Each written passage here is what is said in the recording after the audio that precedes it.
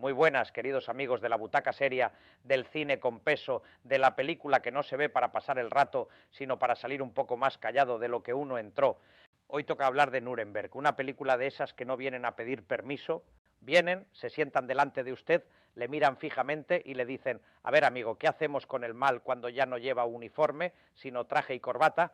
Porque esta película no trata solamente de un juicio, trata de algo mucho más inquietante, la necesidad de entender lo monstruoso sin dejar que lo monstruoso se excuse en nuestra curiosidad.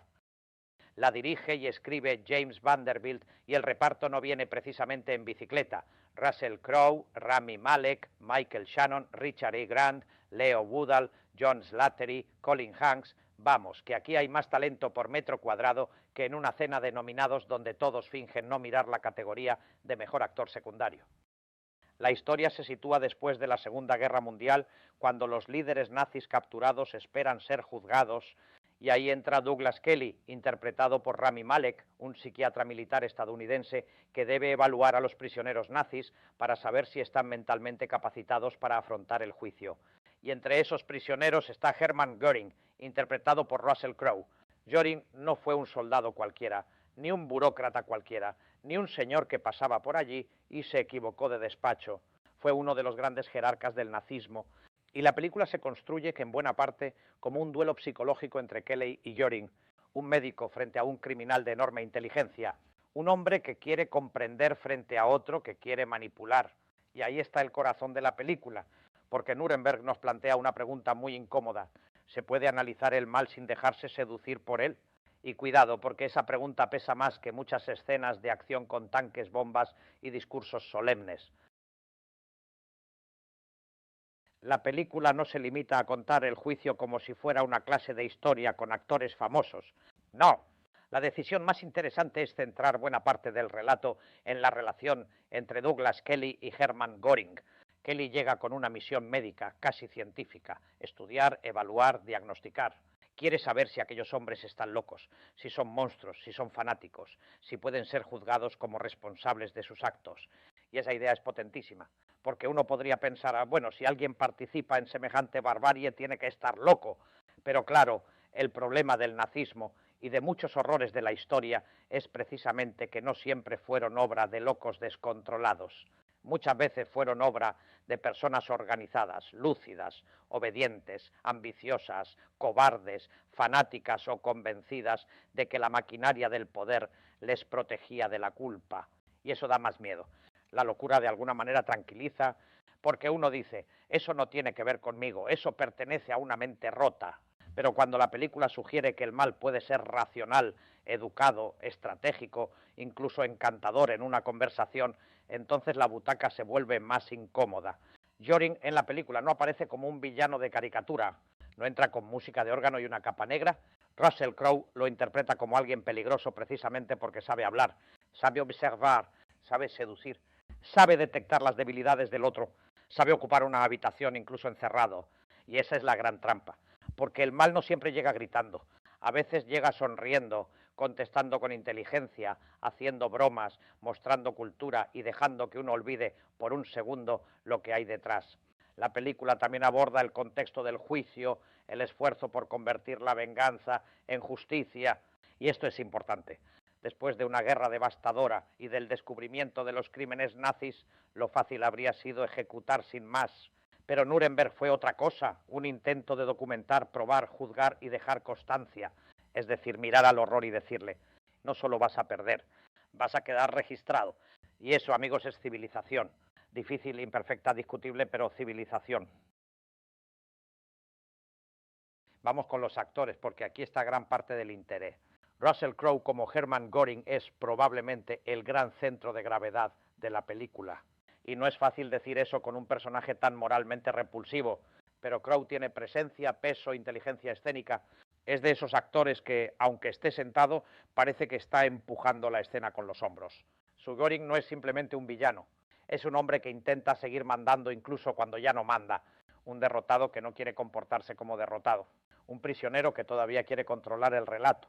Y eso es fascinante. Crowe entiende que el personaje no debe ser histriónico.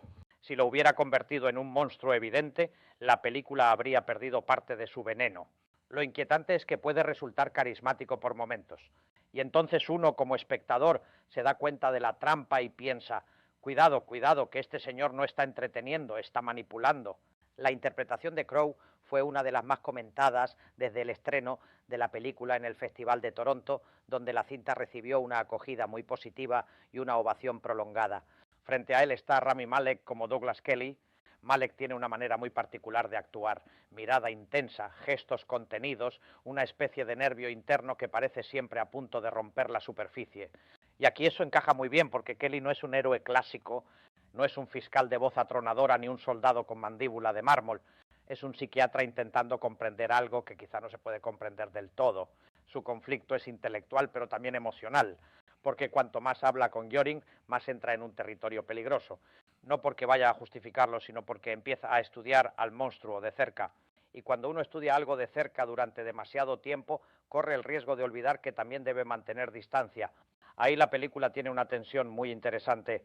Kelly quiere descifrar a Göring, pero Göring también está descifrando a Kelly. Es un duelo de entrevistas, de silencios, de miradas, de frases medidas.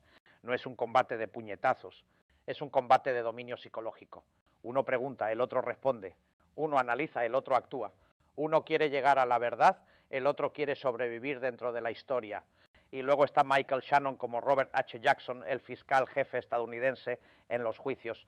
Shannon es uno de esos actores que puede decir una frase normal y que parezca que acaba de caer una puerta de hierro. Tiene autoridad natural, no necesita decorar demasiado. Su presencia introduce el peso jurídico y moral del proceso. Richard E. Grant interpreta a David Maxwell Fyfe, figura clave del equipo británico, y aporta esa elegancia afilada que tiene siempre, como si hasta para pedir un café estuviera preparando un interrogatorio parlamentario. El reparto se completa con nombres como Leo Woodall, John Slattery, Colin Hanks y Brent Schmidt, que ayudan a construir el entramado militar, judicial y humano alrededor del juicio. Lo mejor de Nuremberg es que entiende que su tema central no es solo histórico, es moral. La película no pregunta únicamente qué ocurrió en aquellos juicios, pregunta algo más difícil. ¿Cómo juzga una sociedad civilizada a quienes intentaron destruir toda idea de civilización? Y esa pregunta sigue viva, porque Nuremberg no fue solo un proceso contra unos hombres, fue un proceso contra una forma de obediencia criminal, contra la burocracia del horror, contra esa capacidad humana de convertir el asesinato en expediente, la persecución en orden administrativa y el exterminio en logística. Y aquí la película acierta al mostrar que el verdadero miedo no está en el grito fanático, sino en la normalidad del mal organizado. La relación entre Kelly y Göring funciona porque no se plantea de forma simple. El psiquiatra no habla con un animal furioso encerrado en una jaula, habla con un hombre culto, inteligente, calculador, y eso es mucho más perturbador, porque humanizar a un criminal no significa absolverlo, significa reconocer que el crimen fue cometido por seres humanos, y eso nos obliga a estar más alerta. Dicho de otra manera, si convertimos a los nazis en monstruos de película, quizá nos tranquilizamos demasiado porque pensamos yo jamás sería eso, pero si entendemos que fueron personas capaces de razonar, organizar, obedecer, ascender, medrar y justificar lo injustificable, entonces la advertencia se vuelve más útil. Ahí la película tiene fuerza. También es destacable la puesta en escena clásica. Nuremberg no parece querer ser una película moderna en el sentido nervioso del término. No necesita cámaras temblando como si el operador hubiera desayunado 3 cafés y una mala noticia. Tiene un tono más sobrio, más judicial, más de drama adulto, y eso le sienta bien. La fotografía de Dariusz Wolski y la música de Brian Tyler ayudan a construir una atmósfera seria de posguerra, de habitaciones cerradas, pasillos militares, interrogatorios y tribunales donde cada palabra pesa. La película también tiene un elemento muy agradecido para el espectador. Va mezclando el gran acontecimiento histórico con el enfrentamiento personal. Es decir, no se pierde solo en discursos ni se reduce únicamente a la psicología de dos personajes. Intenta combinar ambas cosas, el juicio como evento mundial y la entrevista como campo de batalla íntimo. Cuando ese equilibrio funciona, la película atrapa, porque uno siente que la historia grande y la historia pequeña se están mirando. El tribunal juzga los crímenes, Kelly intenta entender al criminal y Göring intenta manipular a ambos, al médico y a la posteridad. Ahora bien, Una película como Nuremberg también se enfrenta a un problema enorme. El tema es tan gigantesco que cualquier aproximación puede parecer insuficiente. Estamos hablando de los juicios posteriores a la Segunda Guerra Mundial, de líderes nazis, de responsabilidad penal internacional, de memoria histórica, de trauma colectivo, de justicia, de propaganda, de culpa y de la pregunta eterna sobre la banalidad del mal. Y claro, meter todo eso en una película comercial es como intentar guardar una biblioteca en una maleta de cabina. Por eso, a ratos, puede dar la sensación de que la película simplifica algunos elementos para que el relato avance con claridad. Y eso no es necesariamente un defecto grave, pero sí un límite. El personaje de Kelly, por ejemplo, es fascinante, pero habría que ver si la película profundiza lo suficiente en sus propias contradicciones. Porque no basta con que sea el psiquiatra que entrevista al nazi. Lo interesante es cómo esas entrevistas lo transforman, lo contaminan emocionalmente, lo enfrentan a sus propias ideas sobre la mente humana. Göring, por su parte, corre el riesgo contrario, que la película lo haga tan magnético que el espectador recuerde más al personaje que a las víctimas de aquello que representaba. Y ese es un peligro habitual en el cine sobre grandes criminales históricos. Si el villano está demasiado bien escrito y demasiado bien interpretado, puede devorar el espacio moral de la película. Por eso es fundamental que la cinta no confunda fascinación dramática con admiración. Y aquí hay momentos en los que el guión tiene que caminar por una cuerda muy fina. También puede discutirse si la película se apoya demasiado en el duelo actoral y deja algo menos desarrollado el proceso judicial en su complejidad. Nuremberg no fue solo un escenario para grandes frases, fue un precedente histórico, un punto de partida para la justicia penal internacional moderna, un intento de establecer que ciertos crímenes no podían esconderse detrás de la obediencia debida ni del yo solo cumplía órdenes. Y esa dimensión jurídica podría dar para una serie entera. Otra cuestión, el tono. La película parece apostar por un drama histórico psicológico accesible con estructura de thriller moral. Eso puede ser una virtud porque acerca el tema al público, pero también puede ser un riesgo si suaviza demasiado la aspereza real de lo que se está contando, porque hay historias que no deben hacerse cómodas. Pueden ser claras, sí, pueden ser emocionantes, pueden tener ritmo, pero no deben permitir que el espectador salga diciendo que entretenido todo, como quien acaba de ver un misterio de salón. Nuremberg debe incomodar, y cuando incomoda, acierta. Entonces, ¿merece la pena ver Nuremberg? Sí, merece la pena, especialmente si uno busca cine adulto, histórico, interpretativo, con peso moral y con una historia que no se limita a entretener, sino que obliga a pensar. No es una película ligera. No es una película para ver mientras uno dobla ropa y mira el móvil.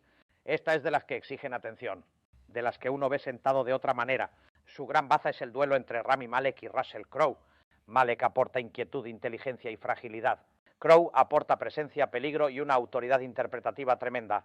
Y Michael Shannon, como siempre, parece hecho de granito judicial. La película funciona mejor cuando se centra en la tensión psicológica y moral, en esa pregunta de si el mal puede ser estudiado sin ser reducido, explicado sin ser perdonado, observado sin ser convertido en espectáculo. ¿Tiene límites? Sí. Quizá simplifica partes del proceso. Quizá depende mucho del magnetismo de Göring. Quizá no puede abarcar toda la complejidad histórica del juicio, pero aun con esos límites es una obra importante, sólida y muy defendible. Mi valoración sería 8 sobre 10. O dicho de otra manera, Nuremberg es una película sobria, intensa y necesaria que nos recuerda que la justicia no solo consiste en castigar, sino en obligar al horror a dejar testimonio de sí mismo. Y eso, amigos, no es poca cosa, porque hay películas que se olvidan al salir del cine y otras que se quedan esperando en la puerta como diciendo no te vayas tan rápido, aún no hemos terminado de hablar. Nuremberg pertenece a las segundas. Y hasta aquí el comentario de hoy. Si han visto la película, cuéntenme en los comentarios. ¿Les convenció Russell Crowe como Hermann Göring? ¿Les pareció suficiente el enfoque psicológico? ¿Creen que el cine debe volver más a menudo a estas historias aunque incomoden? Denle a me gusta, suscríbanse al canal y recuerden, el cine no solo sirve para escapar del mundo, a veces sirve para mirarlo de frente, aunque lo que veamos no nos guste. Nos vemos en la próxima película.